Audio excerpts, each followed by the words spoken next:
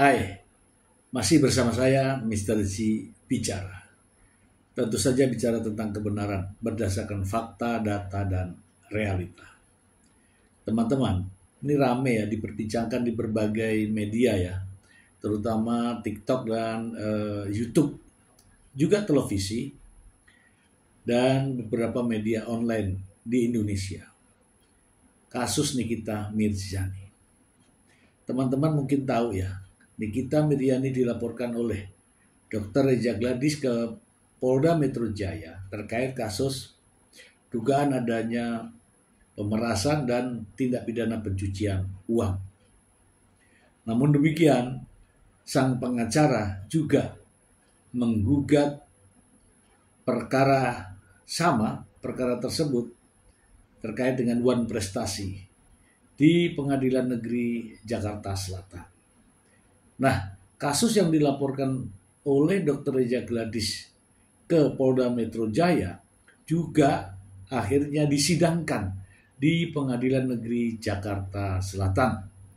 Nah, Pengadilan Negeri Jakarta Selatan menangani kasus Nikita Mirzani baik perdata maupun pidana. Perkara pidana sudah berjalan. Dakwaan jaksa sudah dibacakan, eksepsi juga sudah dibacakan. Kemudian dari eksepsi ada tanggapan dari jaksa. Lalu Pengadilan Negeri Jakarta Selatan oleh Majelis Hakim pada putusan sela menolak semua eksepsi yang disampaikan oleh sang pengacara. Tiba-tiba gugatan Wan Prestasi dicabut. Apa kira-kira alasannya? Kalau saya mengatakan bahwa tidak bisa, ya baru pertama kali ini saya mendengar, melihat, menyaksikan ada perkara pidana kemudian dikanter dengan perkara perdata. Lalu setelah eksepsinya, tahu bahwa eksepsinya ditolak, gugatan Wan Prestasinya dicabut. Ada apa? Ada apa kira-kira? Ya kalau saya menilai sulit untuk dibuktikan terkait dengan kasus gugatan Wan Prestasi. Ini menurut saya ya mengada-ngada dan tentu saja strategi, namun strategi yang keliru. Supaya tidak menjadi fitnah teman-teman, saya ingin membacakan berita ini untuk Anda. Langsung ya. Dari inilah.com. Nikita Mirzani bantah cabut gugatan Wan Prestasi karena kurang bukti. Wah, ngapain dibantah ya? Kuasa hukum Nikita Mirzani Fahmi Bahmid membantah pencabutan gugatan Wan Prestasi terhadap dokter kecantikan Reza Gladys dilakukan kliennya lantaran kurangnya bukti yang mereka peroleh. Bukan karena kurang bukti, persoalan skala prioritas. Jadi biar kita konsentrasi penuh di pidana. Di dalam pidana nanti semuanya akan terungkap dan semua bahan itu bisa kita bawa lagi untuk perkara perdatanya. Ini ngomong apa ini nih? Kata Fahmi. Fahmi mengatakan langkah-langkah yang diambil merupakan keputusan dari Nikita yang meminta fokus pada perkara pidana. Langsung disetujui Nikita, langsung dia tanda tangani. Dia yang minta, dia yang tanda tangan, ujar Fahmi.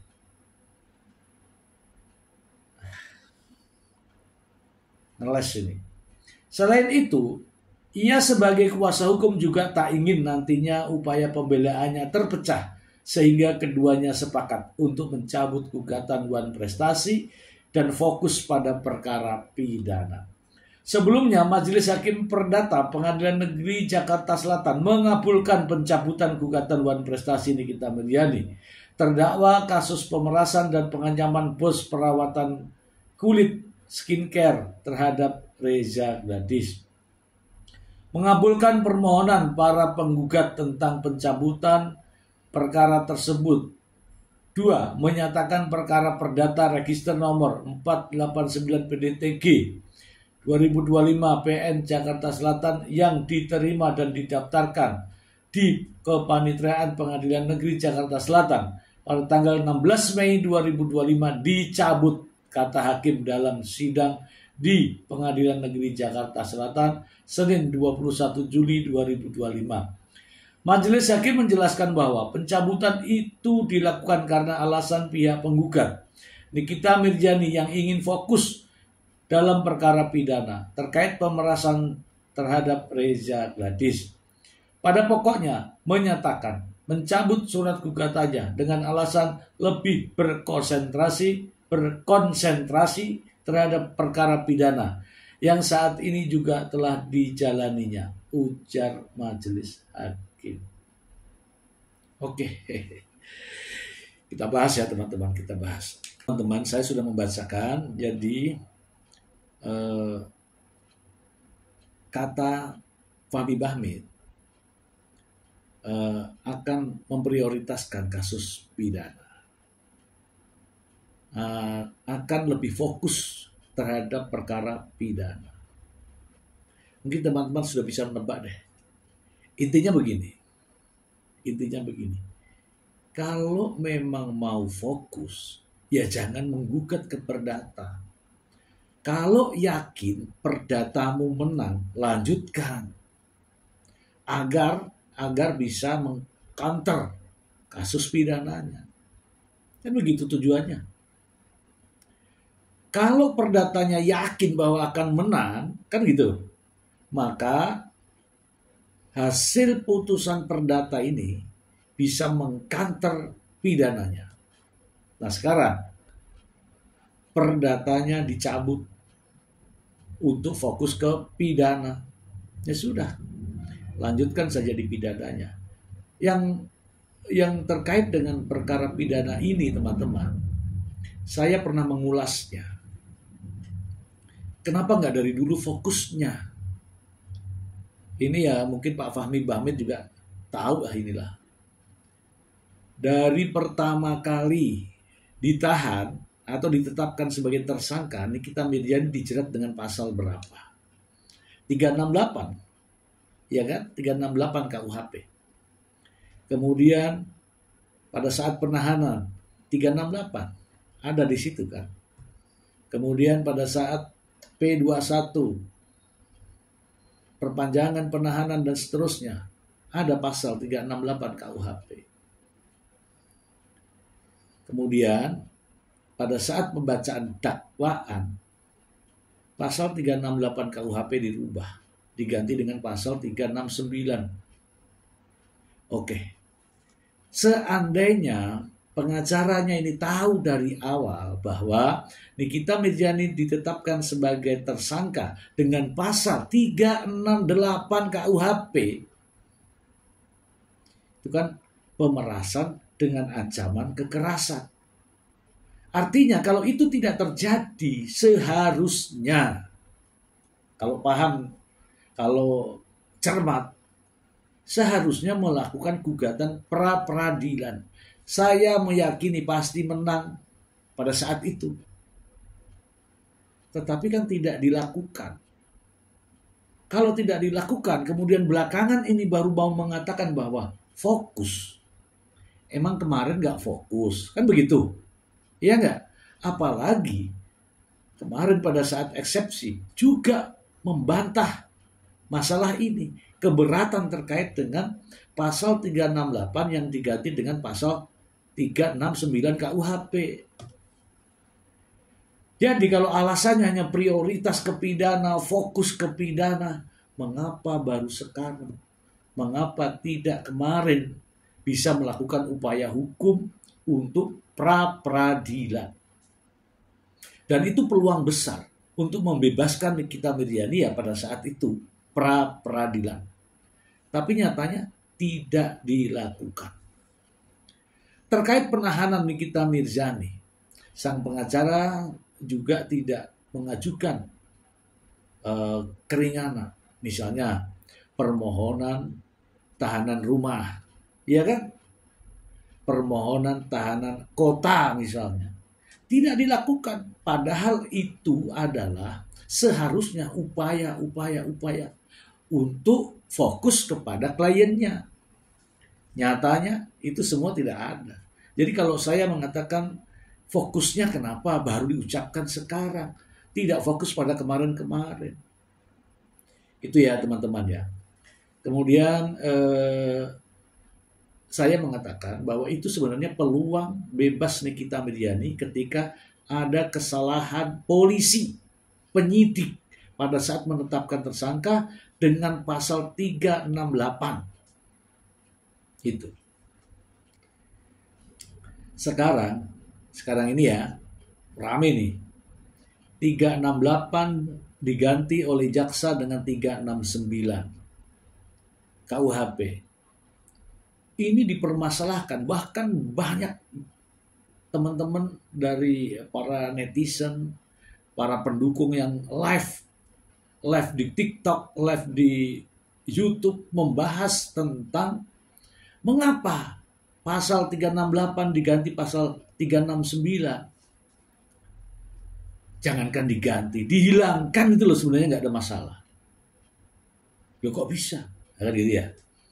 Pasal 368 diganti dengan pasal 369. Ini sebenarnya pasal ini nggak ada pun nggak ada masalah. Kenapa?